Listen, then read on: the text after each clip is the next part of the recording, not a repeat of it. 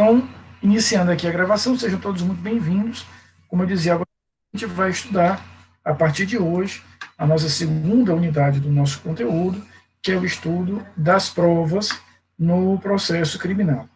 Nós vamos compreender como é que se estruturam as provas no processo penal, como é que essas provas são, de fato, estruturadas, de que maneira eu vou trabalhar com esse conjunto probatório e, principalmente, a partir da próxima aula, nós vamos entrar no estudo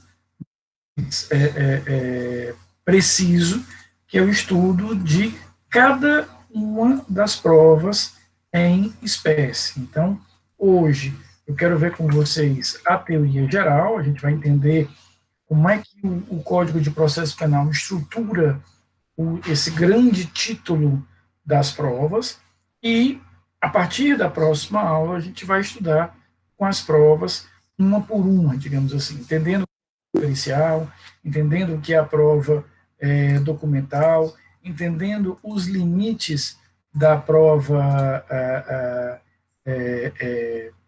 das testemunhas, o limite e o alcance do interrogatório. Então, tudo isso é matéria que a gente vai ver a partir da próxima aula. Mas hoje, vamos entender o que eu tenho como objetivo quando eu falo de prova, e, principalmente, a gente vai trabalhar com a ideia essencial de que eu preciso compreender as bases do Código de Processo Penal sobre o tema. Eu vou partilhar aqui a tela, só para dividir aqui alguns slides. Esses slides já estão lá no AVA para você. Deixa eu só confirmar.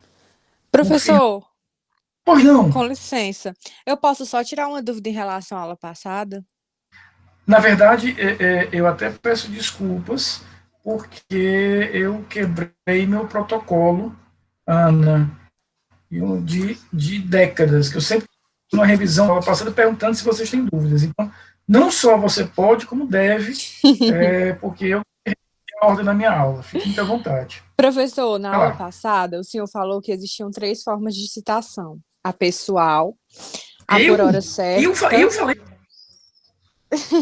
falei.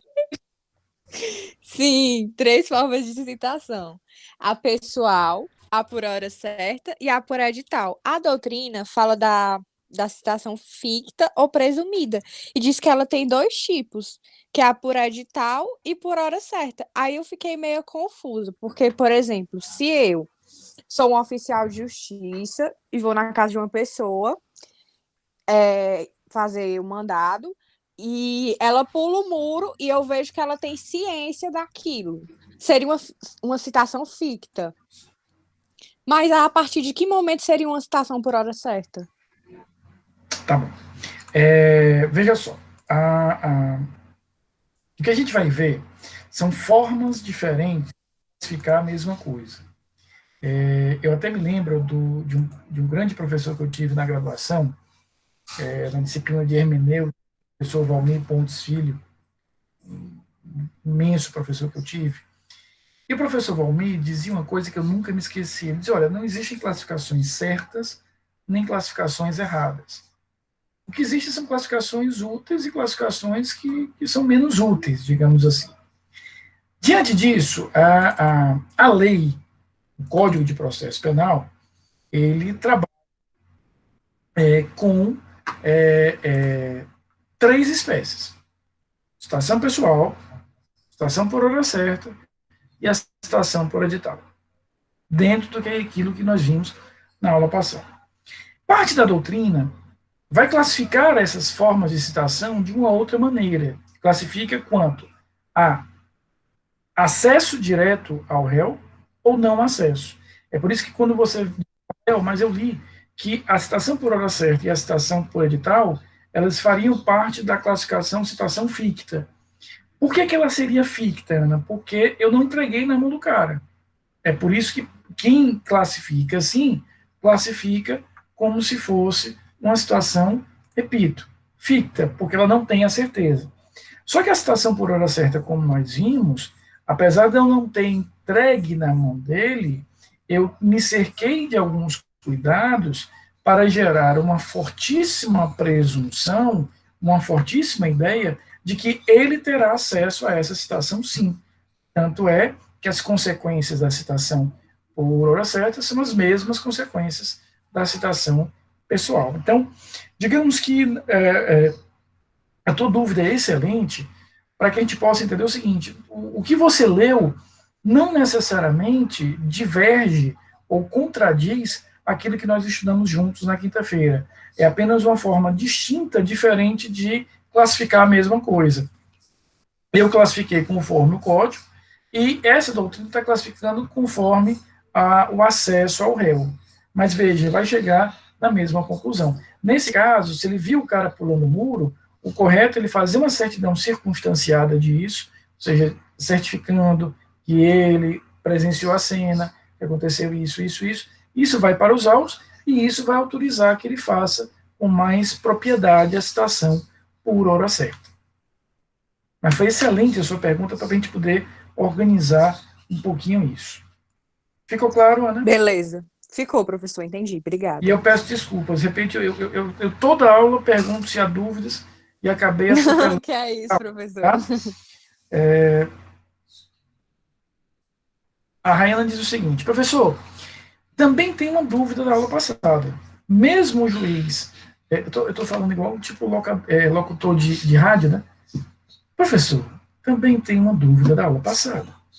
Mesmo o juiz nomeando um defensor, o processo será extinto caso a citação do réu não ocorra?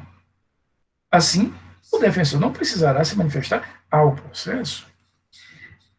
Aí, Ana, a gente tem só que inverter a ordem dos fatores aí, que a ordem faz toda a diferença. Quando o réu é citado pessoalmente, ou é citado por edital, e não reage à citação, o que significa não reagir? Né? Ele não apresentou a defesa, ou ele não foi ao fórum dizer, ó, oh, juiz, eu não tenho como pagar advogado, não. Só tenho que me dar um advogado. Ou seja, o cara não faz nada. Repito, isso vale para a citação pessoal e para a citação por hora certa. Então, nesses dois casos, nessas duas espécies de citação, se eu percebo que o réu não reagiu, o réu nada fez, ele não respondeu à citação, o juiz nomeia a revelia e aí decreta a revelia, perdão, e aí nomeará o defensor que acompanhará o processo e o processo segue sem qualquer contratempo, com o defensor peticionando, produzindo, construindo tese, e o processo vai em frente. Então, a Ana, na verdade, é o inverso disso. Na hora que você diz, o juiz, nomeando o defensor, o processo será extinto caso a situação não ocorra, ele nomeia o defensor ao perceber que a citação foi ser feita pelo o oficial de justiça ou por hora certa. Agora, se a citação for por edital, e aí, Aninha, a gente volta naquela citação ficta, que eu não sei se o cara tomou conhecimento. Nesse caso, aí a gente aplica aquela regra do 366, que é a regra de que o processo ficará suspenso e ficará suspensa a prescrição. Tá certo? E eu vou aproveitar para voltar um pouquinho nisso, porque desde quinta-feira que eu confesso a vocês, talvez vocês não tenham nem percebido, mas eu terminei a aula incomodado. E o meu incômodo foi tão grande que no sábado eu providenciei um equipamento altamente tecnológico, né, veio diretamente de Houston, da NASA, para me ajudar com as aulas de vocês, para poder eu explicar como eu gosto de explicar. Providenciei um quadro branco, né? Saudade de escrever no quadro. Veja que equipamento tecnológico alto. Esse aqui é de 8K OLED, né? Mas eu fiquei incomodado porque eu achei que a minha explicação de quinta-feira não saiu legal. Então eu vou voltar a isso. Vou só pegar aqui o pincel, rapidinho.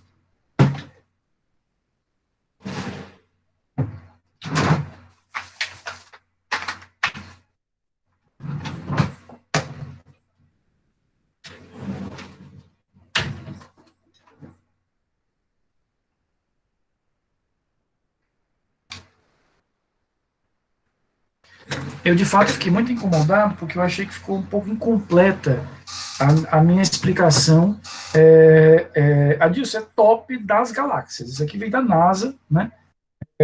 Diretamente para a nossa aula, porque eu estava com saudade de escrever no quadro. Mas, e veja que meu filho gosta de um pincelzinho, né? Pouco pincel que meu filho tem, né? Uma coisa pouca, eu tenho uma certa adicção por negócio de caneta, e isso vai às últimas consequências. Então, vejam só. Vou pegar aqui só um pincelzinho para a gente poder fazer a explicação. Eu queria voltar à aula da quinta-feira, porque eu expliquei algo que eu acho que não ficou tão bem explicado, e eu posso explicar melhor. E por isso saí para comprar o quadro, porque acho que o quadro vai nos ajudar no que faz. Eu queria aproveitar até, já que eu vou começar com isso, mas antes eu queria aproveitar. Eu prometo a vocês que eu não vou voltar a perguntar isso todas as aulas, porque eu tenho consciência de que isso é um pouco chato, ficar repetindo e perguntando a todo momento. Mas o que eu vou perguntar é muito importante para mim. De fato, é muito importante.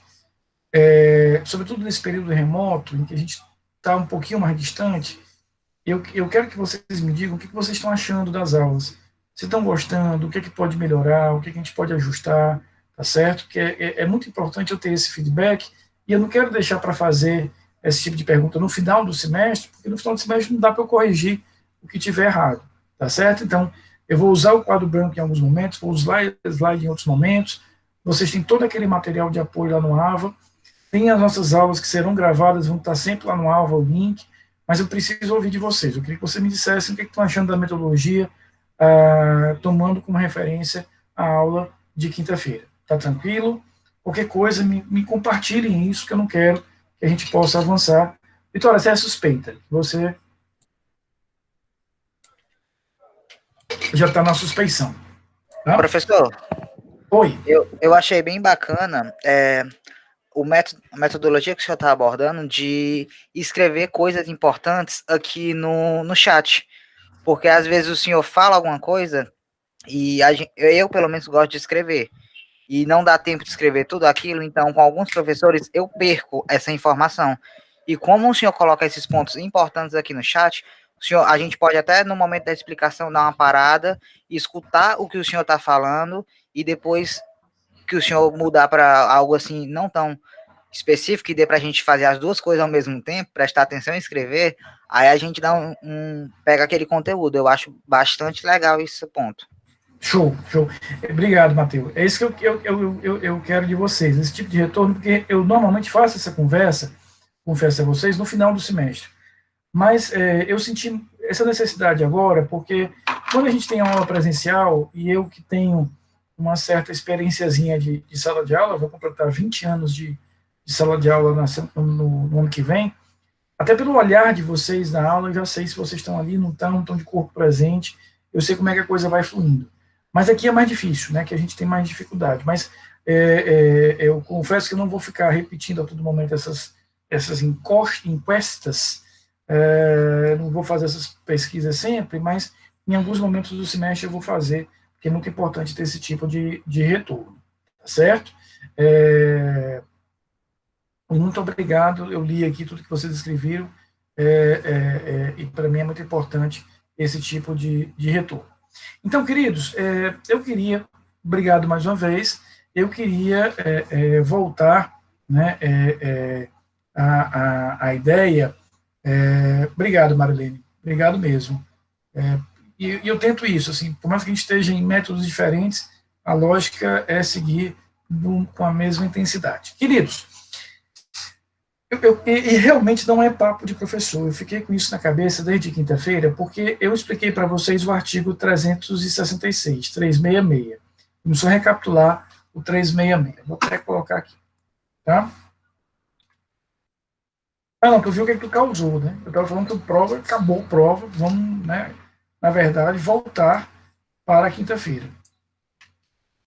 Dark. Voltando no tempo. Queridos, então olha o que diz aí o 366. Se o acusado, citado por edital, não comparecer nem constituir advogado, ficarão suspensos o processo e o curso do prazo prescricional. podendo o juiz determinar a produção antecipada das provas consideradas urgentes e, se for o caso, decretar a prisão preventiva. Então, o juiz tem 4 medidas aqui. O juiz está obrigado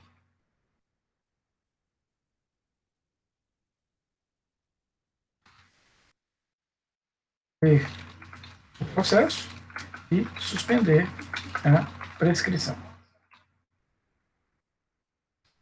Isso é obrigatório. Tá? Ele tem que fazer. Facultativo. Produzir prova que considere urgente, decretar a prisão preventiva. Então, vamos começar pelas possibilidades facultativas. O juiz poderá, veja o verbo que ele usa, decretar a prisão preventiva desde que eles tenham presentes aqueles requisitos que vocês viram no semestre passado, tá? Lá do 312 e do 313. Se quiserem revisar isso, lá no meu canal do YouTube tem 5 videoaulas sobre prisões. E é fácil porque tem lá prisões, parte 1, 2, 3, 4 e 5. Eu vejo toda essa parte de prisão, que é matéria de processo 1. Então, ele vai poder decretar a prisão se entender que estão presentes os requisitos do 312. O primeiro ponto é esse.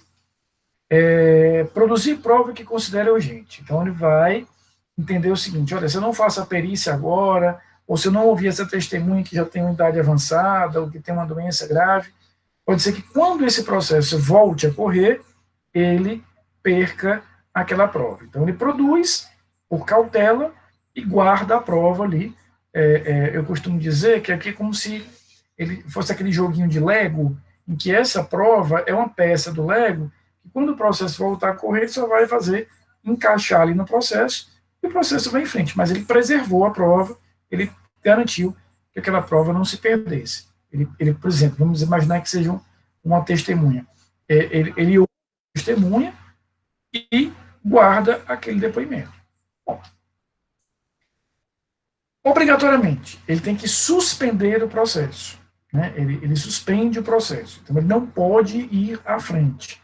Ele não pode, efetivamente, seguir em frente com o processo. Aqui a gente volta àquelas questões, aquela que a Rainha falava, e a da Ana. Ou seja, se eu citei por edital, eu estou diante de uma citação ficta, e aí, Rayana, diferentemente do que acontece na citação pessoal e por hora certa, aqui não tem revelia, o processo vai ser suspenso, não tem nomeação de advogado. O processo fica em stand-by. Rafael, quando é que esse processo desuspenderá? Quando eu localizar o cara. Enquanto eu não localizar o réu, o processo fica em stand-by. Agora, o problema desse dispositivo, essa redação ela é de 1996, é o novo. O semestre que eu entrei, o ano que eu entrei na Unifor, é o novo. Então, vejam só, eu entrei em 96, não saí ainda, né? Nem pretendo sair tão cedo. Então, veja só, o que nós temos aqui? Ele está mandando suspender a prescrição. Se eu suspender a prescrição de forma eterna, sem limites, eu estou criando um crime imprescritível. E só quem cria um crime imprescritível é a Constituição. Então, eu precisei encontrar uma solução. Essa solução foi gestada pela doutrina e chancelada pela jurisprudência. Ela é pacífica. E aí eu cheguei no ponto que eu fiquei incomodado desde quinta-feira. Essa explicação que eu vou começar a partir de agora. Eu disse a vocês que para que a gente possa entender quanto tempo a prescrição ficará suspensa, eu vou considerar o caso concreto. Tá? Então, deixa eu desenhar aqui para vocês que vai ficar mais fácil. Só um minutinho. Então, imaginemos, eu vou tomar o prazo de prescrição de 8 anos. Imagina que o crime vai prescrever em 8 anos. Tá? Como é que eu sei isso, Rafael? Pega a pena concreta, vai lá para o artigo 109 do Código Penal, lá ele vai ter algumas faixas, prescreve em 20 anos, prescreve em 16, prescreve em 12, prescreve em 8, prescreve em 4, prescreve em 3. Estou pegando a faixa de 8. Por exemplo, eu podia pegar 12, podia pegar 4, o que quer. Então, o que vai acontecer é isso. Se eu estou falando de uma causa de suspensão, veja, não é uma causa de interrupção, é uma causa de suspensão. O que significa isso? Que a prescrição está correndo, veja só, a prescrição, eu digo é válida, deixa eu me organizar melhor aqui. A prescrição está correndo, veja, ela correu por 2 anos, e quando foi bem aqui, ó, o juiz entendeu por suspender o processo e a prescrição. Ele suspende o processo e a prescrição. Por quanto tempo a prescrição ficará suspensa? Ela ficará suspensa, ela vai ficar em stand-by por 8 anos. Por que 8 anos? Porque eu tomei, para esse exemplo, 8 anos. Vamos imaginar que eu tivesse tomado aqui uma prescrição de 12. Ela ficaria suspensa por 12 anos. Então, veja, ela correu por 2 anos, ela correu por 2 anos, ficou suspensa por 12, que seria o prazo para que ela acontecesse. Cheguei aqui, terminei os 12 anos em que ela estava parada, que ela estava em stand-by. Imagina agora o seguinte, não localizei o réu. O que vai acontecer? O processo segue suspenso. O processo vai seguir parado. Agora, a prescrição, ela volta a correr. A prescrição volta a correr. Agora, veja só. Como ela tinha corrido por 2 anos e foi suspensa, quando ela voltar a correr, qual é a característica de um causa de suspensão da prescrição? Quando ela volta a correr, ela volta aproveitando o que ficou aqui. Então eu pergunto, por quanto tempo ela vai correr aqui? Ela tinha corrido por 2 anos, passou 12 suspensa. Voltou a correr, porque parou o prazo, superou o prazo de suspensão. O processo continua parado, eu localizei o réu. O que volta a correr é a prescrição. Por quanto tempo ela vai continuar aqui correndo? Até que ocorra, de fato, a prescrição. O que eu boto aqui? 10, Exatamente. professor. Muito agradecido, eu já não estava mais sentindo meu braço, eu agradeço que vocês tenham respondido, certo? Então, veja, eu vou ter 10, por que 10? Porque eu vou aproveitar esses dois. Aí imagina que a gente chegou bem aqui, ó, e nós não localizamos o réu. Ou seja, o processo tinha ficado parado, a prescrição ficou parada pelo máximo de prescrição aplicável ao caso, ela, efetivamente, não teve como seguir parada por questão seria imprescritível, ela voltou a correr, como já tinha... Rafael, eu não entendi por que 12 menos 2 dá 10. Aí é o professor de matemática do terceiro ensino, terceiro ano do ensino, sei lá do que, do segundo ano do ensino básico. Não é com o Motinha, é outro professor que vai ter que explicar isso para vocês. E aí, até que eu cheguei aqui na prescrição. Então, se eu chego bem aqui, veja só, o Estado comeu mosca por 2 vezes o prazo da prescrição. Então, o que eu vou fazer aqui? Aqui eu declaro extinta a punibilidade. Então, se eu chego aqui, eu vou declarar extinta a punibilidade. Por quê? Suspendi a prescrição, retomei a prescrição, desenvolvi todo o prazo de prescrição, não localizei o réu, consequência, extinção da punibilidade. E aí, Rafael, e o processo? Veja, eu vou declarar que aquele processo que estava suspenso, agora ele está extinto. Ele já não tem mais por que existir, porque a extinção de punibilidade já ocorreu. Agora eu estou satisfeito que agora a explicação foi completa. A explicação da semana passada foi... esse era o objetivo, Inês. Nos transportar um pouquinho que seja para lá. Gostaram da tecnologia ultramoderna? Sim, eu tô vendo a hora o senhor fazer que nem aquele professor, que eu esqueci o nome, que dá aula com o cenário da Unifor atrás. Não, tudo tem um limite. Tudo tem um limite, né? Vamos. Até porque eu comprei esse cenário aqui no Mercado Livre, tenho que usar, né? Então, não vou poder usar o outro que eu tenho que pagar efetivamente esse aqui. Sobre a aula passada, podemos passar a régua, realmente agora está claro, e foi ótimo, Ana, obrigado mais uma vez, porque me fez lembrar dessa explicação que eu estava devendo a vocês. Queridos, nós começaremos então agora a nossa segunda unidade, o estudo das provas no processo penal. É um estudo de algumas aulas, tá? Onde nós vamos entender, primeiro, o que é a prova e qual é a relevância da prova, para depois avançar efetivamente para o estudo das provas em espécie. Então, eu vou compartilhar aqui com vocês a minha tela, só para compartilhar uns slides. Esses slides já estão lá no AVA, caso vocês queiram baixar, tá? Eles já estão direitinho lá no AVA, para que vocês baixem.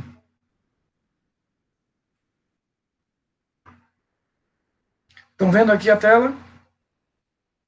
Vamos ver agora. Então, veja, vamos trabalhar com provas do processo penal. E a primeira coisa que eu quero ver, eu quero começar realmente por isso, é um conceito do objetivo da prova que o professor Patieri traz, que me parece muito interessante. A reconstrução dos fatos investigados no processo, buscando a maior coincidência possível com a realidade histórica, isto é, com a verdade dos fatos, tal como efetivamente ocorridos no tempo e no espaço. Então, esse aqui é o objetivo da prova.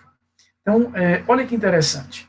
O que nós temos é que, quando a gente trabalha com as provas no processo penal, e sobre determinado aspecto, esse tema é um dos temas mais importantes, porque a prova é que gera o recheio do processo, a prova é que vai rechear, de fato, o processo, até porque o juiz só vai poder decidir, e decidir bem, se e somente se ele tiver, de fato, a prova como um elemento fundamental. Se ele não tiver isso, ele não vai conseguir bem definir a prova. Então, dentro dessa realidade, o que é que a gente vai ter? A prova é o meio, é a ferramenta, é o instrumento através do qual eu vou reconstruir na cabeça do julgador a verdade sobre aquele fato, para que ele possa, uma vez tendo essa reconstrução na cabeça, efetivamente ter a possibilidade de decidir sobre o fato. O que eu estou querendo dizer? O julgador, obviamente, evidentemente, ele não presenciou o fato, ele não presenciou o evento. O julgador, ele não assistiu àquele evento. Ele não viu a subtração, ele não viu a lesão, ele não viu a morte, não viu nada disso.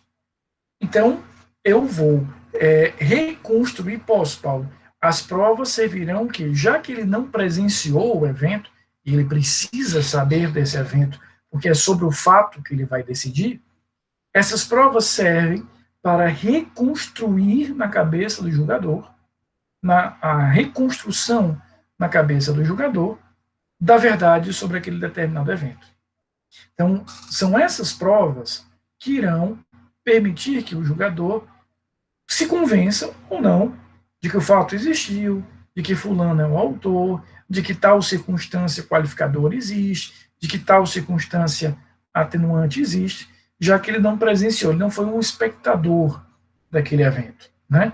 Ele teve que reconstruir esse evento a partir do uso dessas provas. Então, são as provas, as ferramentas que vão, já que eu comecei com a alegoria, vão devolver no tempo aquele juiz, para que ele tenha na cabeça a reconstrução daquele evento, e aí ele possa, sobre ele, efetivamente decidir.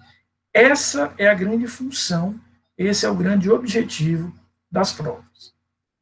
E aí eu queria começar esse nosso estudo das provas trazendo duas coisas que eu quero que fiquem muito claras na cabeça de vocês. Primeiro, durante muito tempo, e eu aprendi assim no século passado, na graduação, havia uma preocupação muito grande da doutrina, realmente uma preocupação muito intensa da doutrina, de categorizar, de classificar as provas. Então, a doutrina perdia muito tempo categorizando e hierarquizando as provas. Então, como é que eu aprendi isso há 20 e poucos anos atrás? Eu aprendi assim, olha, a prova pericial é a mais importante. Depois vem a prova documental e depois vem a prova testemunhal. E meu professor, que não era dos mais educados, ainda dizia assim, a prova testemunhal é a prostituta das provas. Isso tudo está furado, tá? Isso não existe mais. Na verdade, o processo, ele já não, nem se preocupa em hierarquizar as provas. Por quê? Porque o processo moderno entende que eu não tenho como dizer abstratamente que a prova A pesa mais do que a prova B. Eu não tenho como dizer que a prova X é mais importante do que a prova Y. Porque, na verdade, todas terão o mesmo valor abstrato, porque o que vai valer é, no caso concreto, eu identificar o que é que eu quero provar para que eu possa ir naquele armário de provas e pensar a que seja mais adequada. Claro, se eu quero provar que aquele projétil que foi encontrado saiu de determinada arma, eu só vou conseguir provar isso através da prova pericial. Se eu quero provar que a causa da morte foi a causa da morte X, a prova pericial é a única que vai me dar essa resposta. Agora percebam, se eu quiser provar a inimizade entre o autor e o réu, a prova pericial é completamente inócua, ela é completamente ineficaz. Eu vou ter que provar isso ou através de testemunhas, ou eventualmente através de documentos, troca de mensagens, troca de e-mails, alguma coisa assim. Então, o que foi que o processo moderno percebeu e decidiu? Ele disse, olha, eu não vou gastar energia hierarquizando as provas, porque todas elas valem igual. O que vai valer sempre é o que é que eu quero provar naquele caso concreto. Aí sim, no caso concreto, uma prova pode valer mais do que a outra. Aí, no caso concreto, eu posso ter uma prova com mais relevância, com mais importância do que a outra. Mas pensei. Professor, com Só para licença. fechar aqui essa ideia. Não é uma questão de hierarquia abstrata, é de avaliar, no caso concreto, qual dessas provas é mais conveniente. Tanto é que o meu trabalho com vocês será apresentar esse elenco de provas para que a cada processo vocês saibam, olha, tem esse cardápio aqui de provas, eu vou pensando cada uma delas. Diga lá, Aninha, pode dizer. E aquilo que a gente chama de prova cabal? Dizem que é a prova mais importante. Eu já ouvi falar, assim. Não, existe. Existe. Mas como é que eu sei, Ana, que aquela prova é cabal? No caso concreto. No caso, né? Entendeu? A prova cabal não é as provas periciais, é esta perícia. A prova cabal não é os documentos em geral, é aquele documento que naquele caso fez aquilo, comprovou tal coisa. Então, mesmo a ideia de prova cabal, uma prova definitiva, uma prova robusta, ela só vai conseguir ser avaliada como tal no caso concreto. Eu não posso dizer que a prova pericial sempre será a prova definitiva, absoluta do processo, porque pode ser que ela não tenha nenhuma importância naquele caso concreto. É no caso concreto de avaliar. Tá? Entendi. Não vai destoar muito do que eu estou dizendo. A gente volta à casuística, ao caso concreto. E aí a tua pergunta vai me dar a oportunidade de chegar no segundo ponto que eu queria ver com vocês. Então, veja, a gente já viu para que serve a prova, né? A prova ela vai servir para reconstruir na cabeça do julgador uma determinada verdade sobre o fato, e a prova não deve ser vista dentro de uma hierarquização abstrata.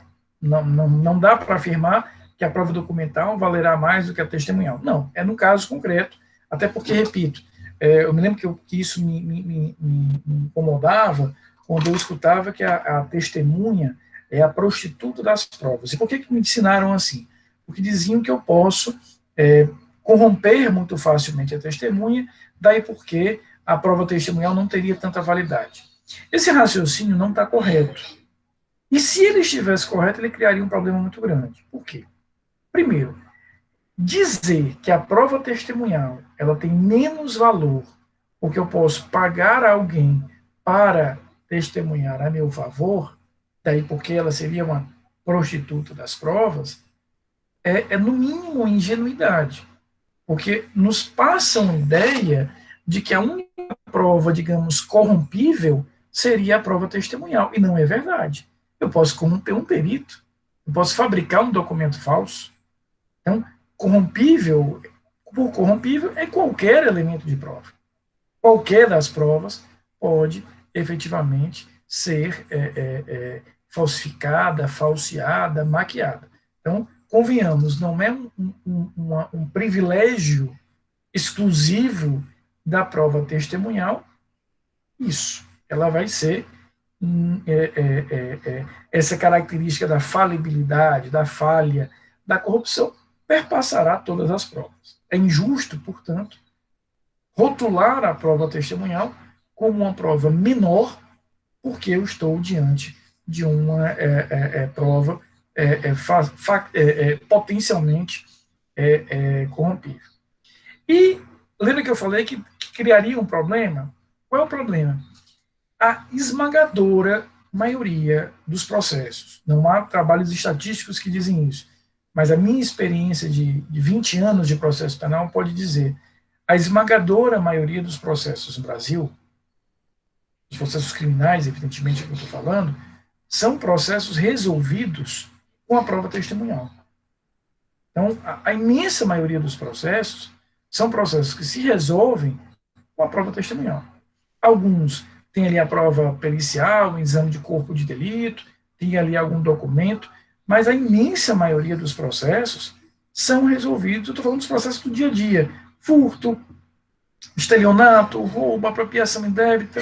Então, a gente vai perceber que essa prova testemunhal é a prova que sustentará a maioria das decisões penais. Então, no momento em que eu a classifico como uma prova de segunda categoria, ou uma prova que mais facilmente pode ser corrompida, primeiro, eu estou fazendo um raciocínio equivocado, porque qualquer prova é passível de ser corrompida. E segundo, eu gero uma fragilidade na maioria dos processos que a gente tem. Antônio, a gente vai ver que sim, né?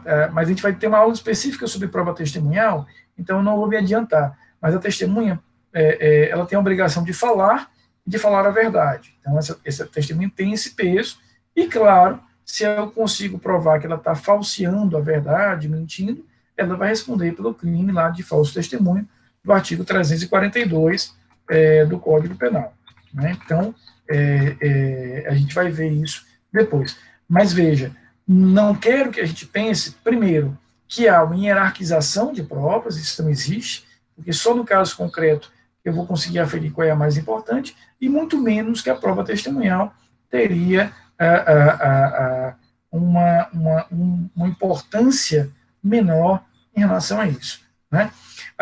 E o que acontece a gente vem agregando nesse cardápio de provas a cada dia mais elementos de prova, como o Paulo está dizendo aqui, quer dizer, conversas em WhatsApp, conversas em redes sociais, e-mails, vídeos, né? Tudo isso acaba sendo incorporado dentro desse conjunto de provas. Então, a classificação de provas já não tinha muita importância, e com uma maior quantidade de possibilidades de enchimento de prova, aí que ela não tem mesmo. Tá?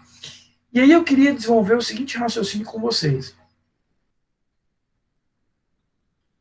Eu vou até pegar um pouquinho um gancho, Ana, daquela tua pergunta sobre a prova cabal. Não existe no processo penal uma prova de ouro. O juiz nunca decidirá com base numa prova de ouro, uma prova única, uma prova irrefutável. Pronto, eu tenho essa prova, eu não preciso de mais nada. Não é assim. O juiz vai tomar a sua decisão com base no conjunto da prova. E aqui eu vou usar uma alegoria, que é uma alegoria muito simples, mas ela vai mostrar o que eu quero dizer com o conjunto da prova. Na verdade, ela vai mostrar qual é a relação que o julgador tem com a prova. imagine na cabeça de vocês, eu estou procurando aqui uma imagem para ficar mais fácil. Imagine na cabeça de vocês um mosaico. Imagina um mosaico. Espera aí que eu estou abrindo aqui um mosaiquinho.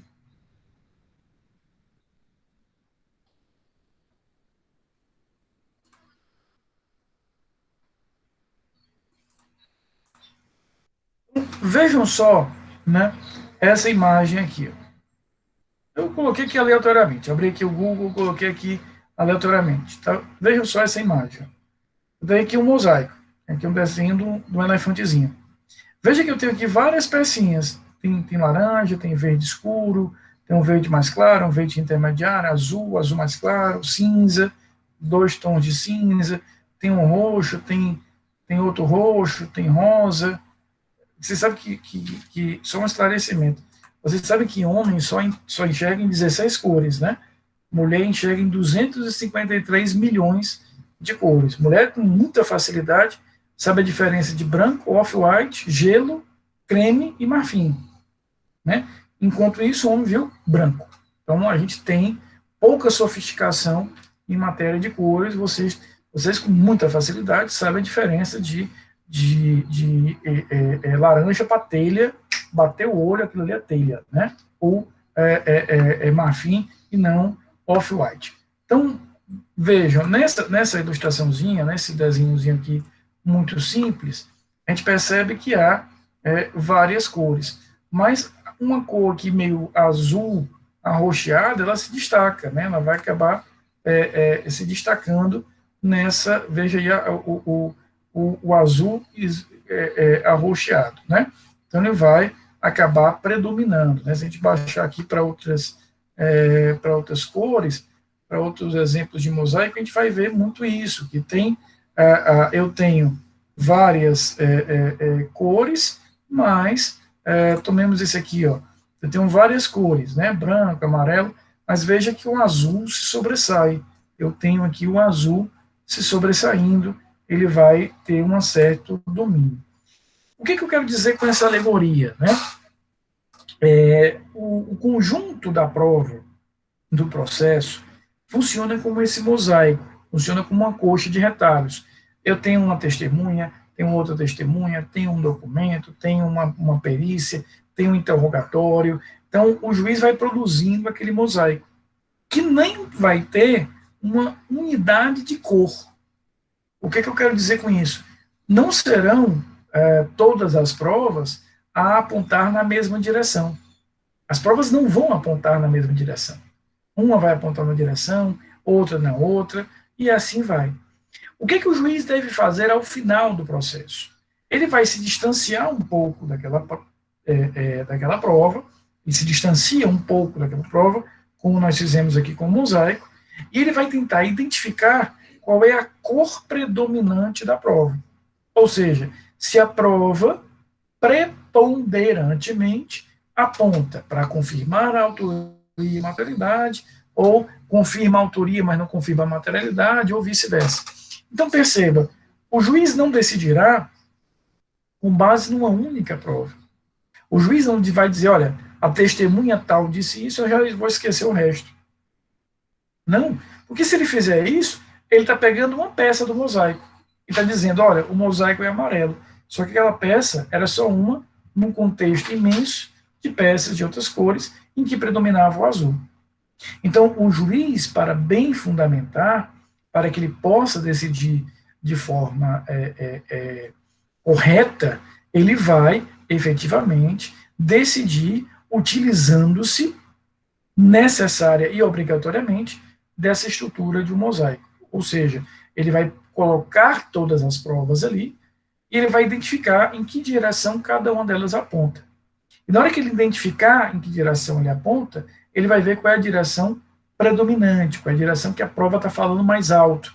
É para lá que ele vai ter que fundamentar. Até porque, eu não vou voltar a isso, porque vocês já viram isso na teoria geral do processo, e vocês já viram isso no processo penal 1, portanto, eu vou só mencionar, vocês sabem que quando a gente fala de princípios de processo penal, eu tenho o princípio da verdade real, que por mais que ele tenha sido ressignificado a ponto de dizer, não vou buscar uma verdade absoluta, vou buscar uma aproximação com a verdade, ele exige um grau de certeza do juízo criminal maior do que eu tenho no juízo civil. E também ele vai ser regido pelo princípio do livre convencimento motivado. O que significa isso? A ideia de que, pelo livre convencimento motivado, ou persuasão racional da prova, o juiz vai ter que decidir e vai ter que fundamentar. Ele vai ter que dizer de onde é que ele tirou aquela decisão. O que foi que o fez ser convencido daquela forma. E o que é que ele vai levar em conta aqui para se convencer? O que é que ele vai levar em conta? Exatamente a ideia das provas. Então, esse conjunto probatório é que gera a fundamentação da decisão, porque foi esse conjunto probatório que convenceu o juiz de determinado tipo de elemento de fato, convenceu o juiz dentro de alguma característica a mais de identificar qual foi exatamente o fato, quem foi o autor e por aí vai. Então, a gente não pode ter, como já tivemos, só um pequeno parênteses, durante muitos séculos, e eu estou usando séculos no plural mesmo, nós tivemos uma prova de ouro no processo. Na verdade, se você analisar, por exemplo, o processo penal medieval, as estruturas de processos penais na Idade Média, todas elas eram construídas para chegar em uma única prova. Que prova era essa? Valendo! Qual é a prova? Dou-lhe um. Eu vou de novo. Valendo! Qual é a prova aqui? Tem alguém ainda aí? Não. Qual era a prova de ouro? A prova das provas. Uma Coca-Cola gelada, de tão perfeita que ela era. A confissão. A confissão, ela era a prova essencial. Ou seja, toda a estrutura, já te respondo, Vitor, toda a estrutura do processo medieval era feita para extrair do réu a confissão. Qual era o pensamento? Se o réu está confessando, eu não preciso de mais nada. Pô, o cara está dizendo que foi ele. O que é que eu posso querer mais? O que é que eu posso extrair mais disso? Então, na verdade, o que a gente vai perceber é que mesmo a confissão no processo moderno não tem valor absoluto, porque nenhuma prova tem valor absoluto. Nenhuma prova pode ser etiquetada ou definida como uma prova de ouro. Eu vou ter que contextualizar aquela prova num contexto geral, no cenário geral, repito, naquele mosaico, para dali extrair qual é a cor predominante daquele elemento de prova. É isso que a gente vai ter que extrair desse estudo da prova.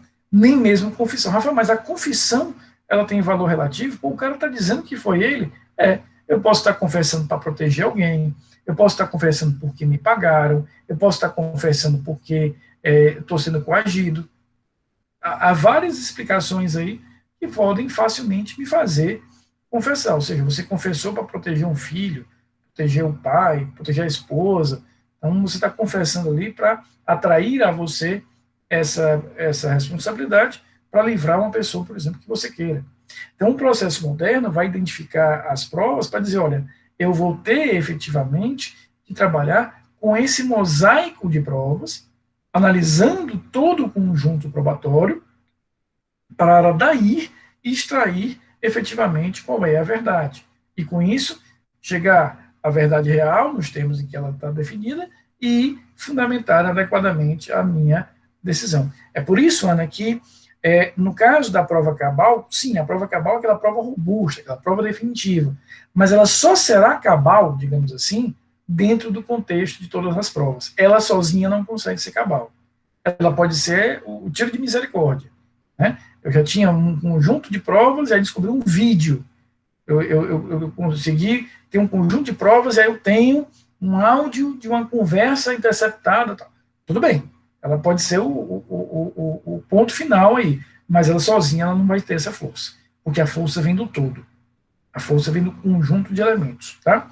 O Vitor pergunta, professor, mesmo sabendo que não existe hierarquia entre as espécies de prova, a prova testemunhal, por sua subjetividade, talvez desqualifique o seu valor perante as demais espécies no momento da decisão do juiz? Vitor, eu entendo o seu raciocínio, tá certo? Eu entendo o seu raciocínio. E a resposta é sim e não. Veja, eu concordo com você, e aí foi muito inteligente a sua pergunta, para dizer o seguinte, olha, Rafael, eu não vou entrar na história da corrupção, porque a testemunha pode ser corrompida, não é isso. Mas a gente sabe que a testemunha é uma prova subjetiva, concordo. E isso pode fazer com que o juiz a valore menos? Eventualmente pode. Porque, por exemplo, vocês todos, nós somos 47 aqui, para a minha alegria. Quer dizer, de 55, nós temos 47 aqui na aula. Né? 46 agora, que a Pamela acabou de sair. Então, uma desvantagem do sistema remoto é que o professor, no caso, o Motinha, sabe exatamente a hora que vocês entraram, a hora que vocês saíram. Aquela história durante a aula, aproveitar que eu estou olhando para um lado e fugir, aqui é um pouco mais difícil. Mas acontece. Então, veja, todos vocês estão assistindo a minha aula. Se amanhã, né, ou semana que vem, eu perguntar, diga com detalhes qual era a roupa que o Rafael estava usando, qual era a cor da camisa. Uns vão dizer azul, outros vão dizer outra cor, outros não vão se lembrar, outros vão ficar em dúvida, cara, é um azul assim por cinza, é um azul, o homem vai dizer, é um azul assim puxando por preto ou por laranja, sabe aquela coisa? A mulher vai dizer, não, é um azul turquesa, quase azul celeste, passando rapidamente pelo azul piscina, né? Então, aqui não dá não, Marilene, aqui realmente não cola isso não. Então, veja, a subjetividade, ela faz parte, de fato, ela realmente faz parte, porque o olhar que eu tenho para um determinado evento é diferente, né, do olhar que outros terão. E é exatamente por isso que aí eu chego na tua resposta, lembra que eu te falei sim e não? Então eu concordo contigo no caráter de maior subjetividade, mas eu não concordo na conclusão que você faz, de que o juiz poderia desclassificar ou desqualificar, porque a gente volta ao que eu falei agora há pouco, o que vai valer sempre é o conjunto da prova.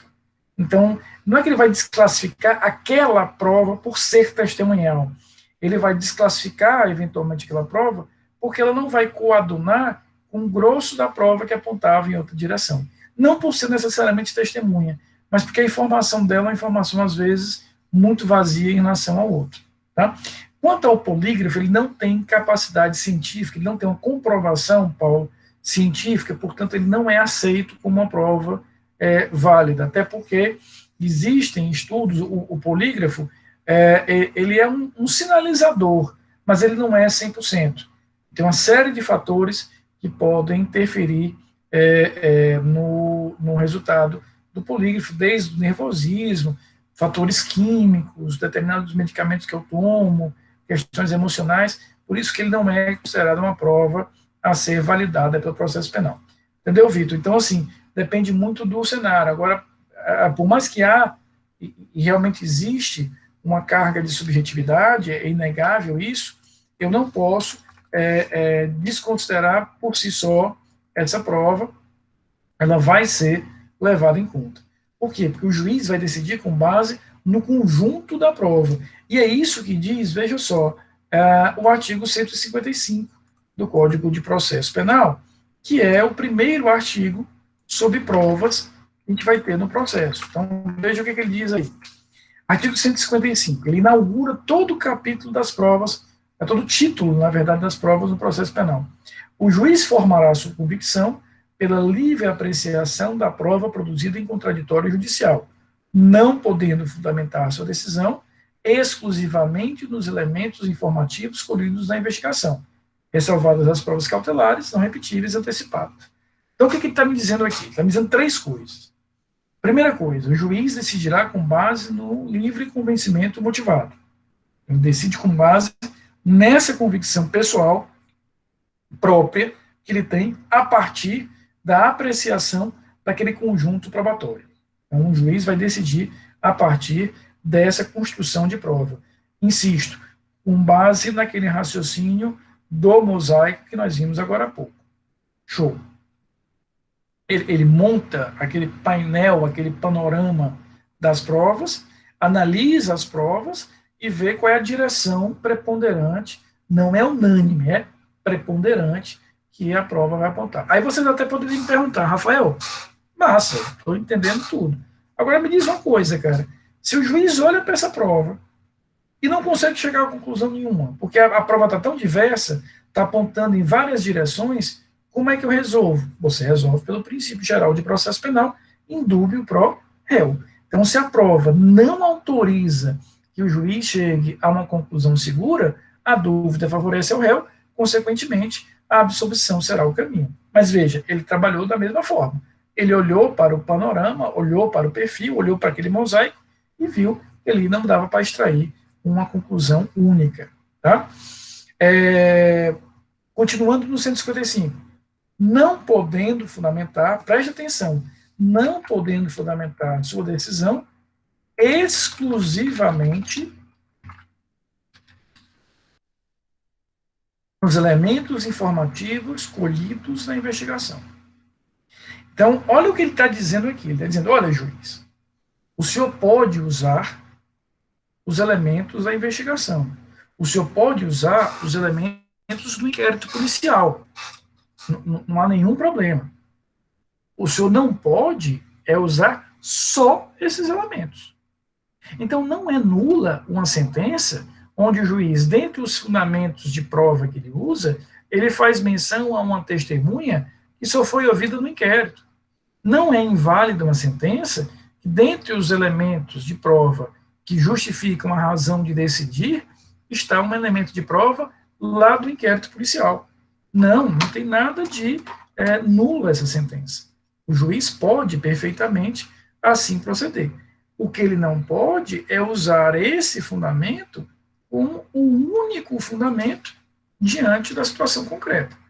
Ele vai ter que usar o grosso da prova que fundamenta a sua decisão é a prova produzida durante a ação penal. Porque essa prova produzida durante a ação penal é a que passou pelo contraditório judicial, onde as partes puderam interagir, as partes puderam confrontar, as partes puderam contraditar.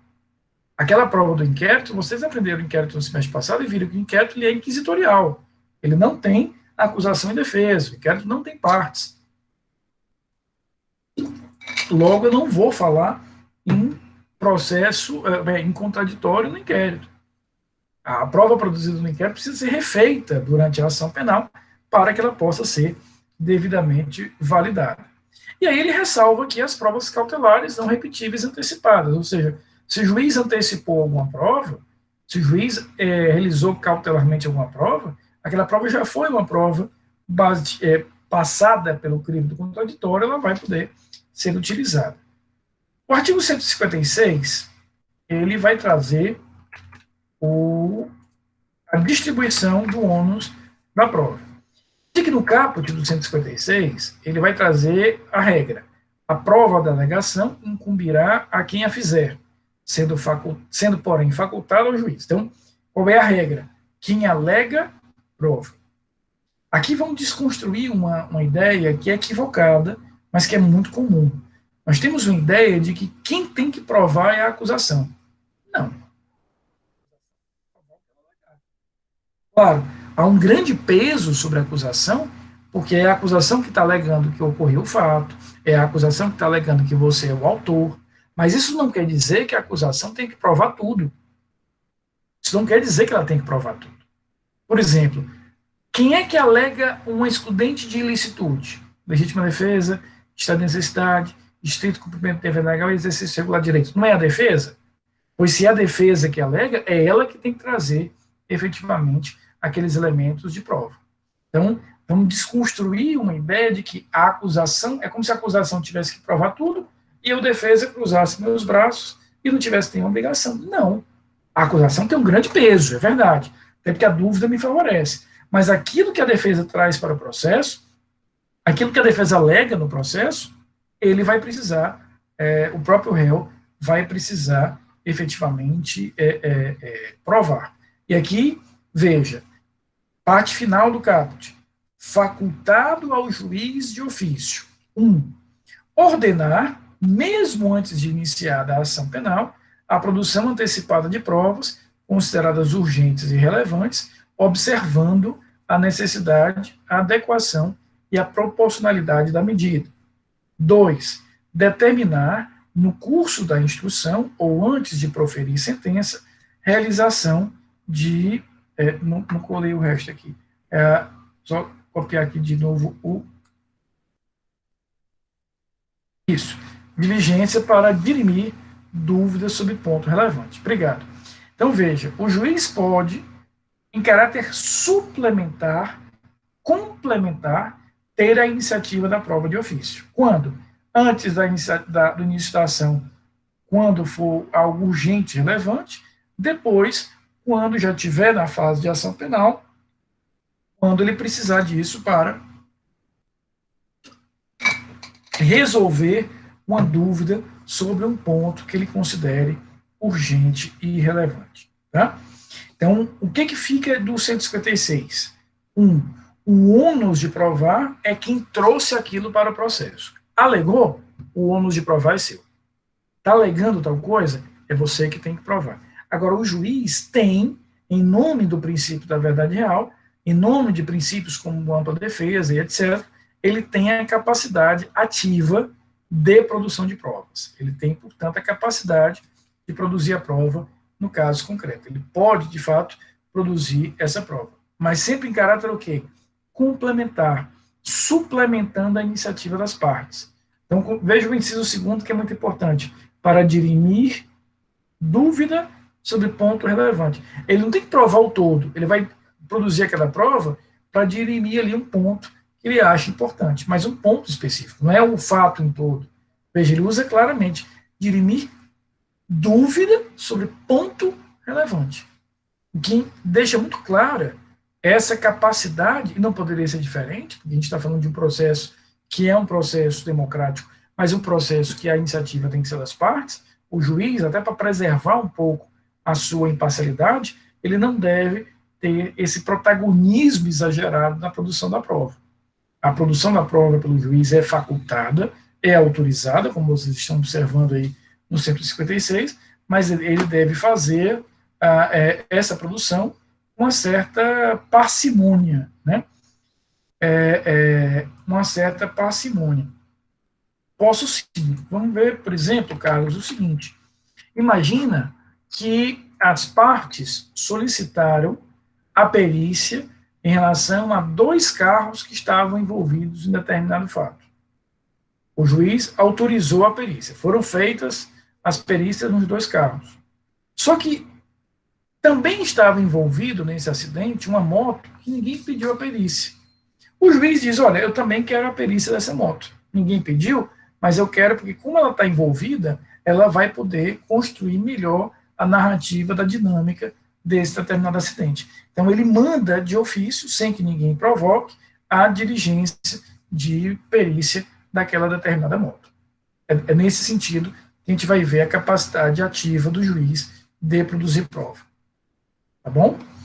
Para encerrar por hoje, a gente não vai encerrar, veja, a teoria geral do processo, da prova, eu vou começar o estudo do 157 agora, mas eu vou retomar esse estudo na próxima quinta-feira, propositadamente. Por quê? Eu quero continuar com ele na próxima quinta-feira. O 157 traz o que a gente já sabe, né? Isso aqui já estava na Constituição desde 88. São inadmissíveis, devendo ser desentranhadas do processo, as provas ilícitas, assim as obtidas em violação de normas constitucionais ou legais. São também inadmissíveis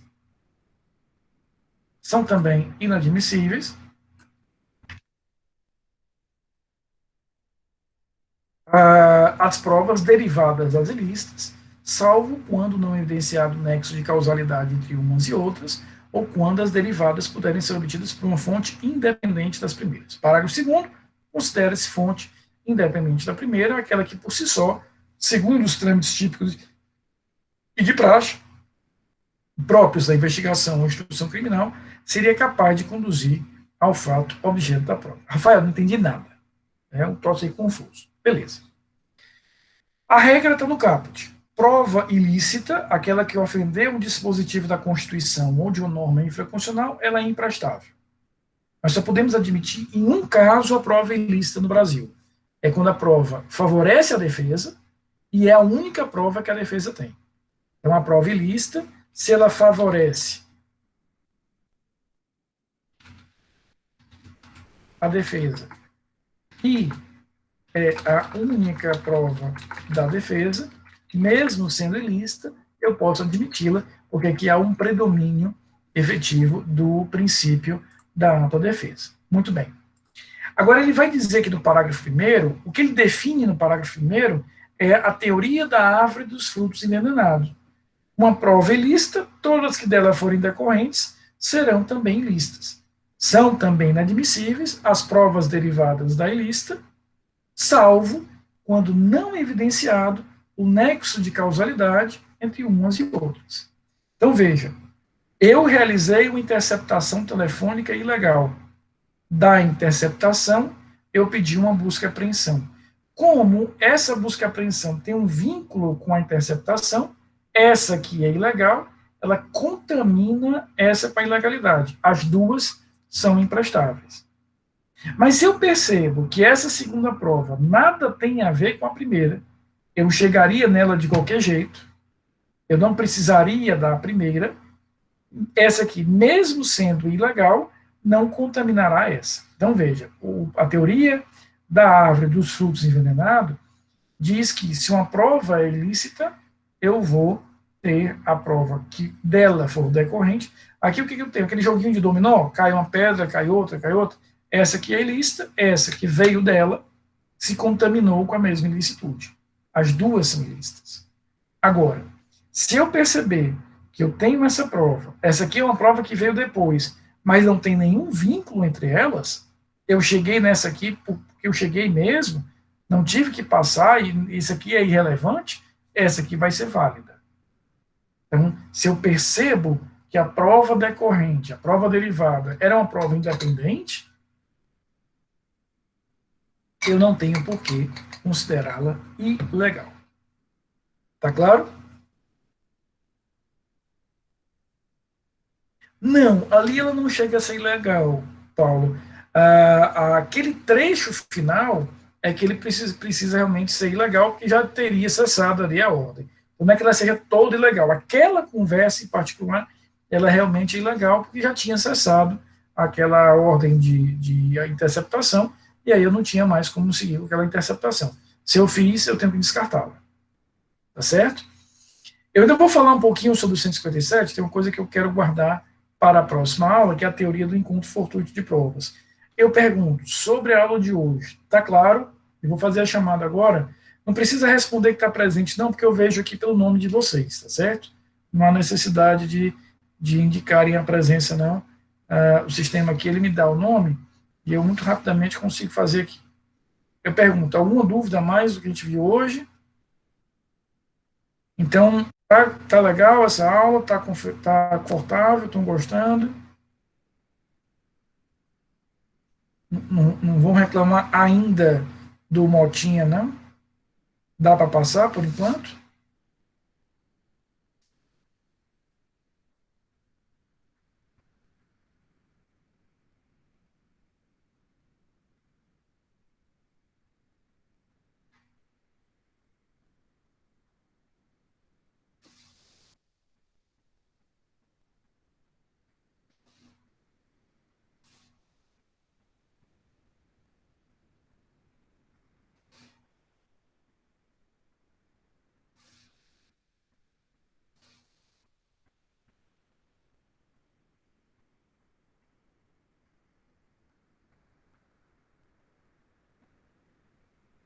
Prontinho. Chamada feita.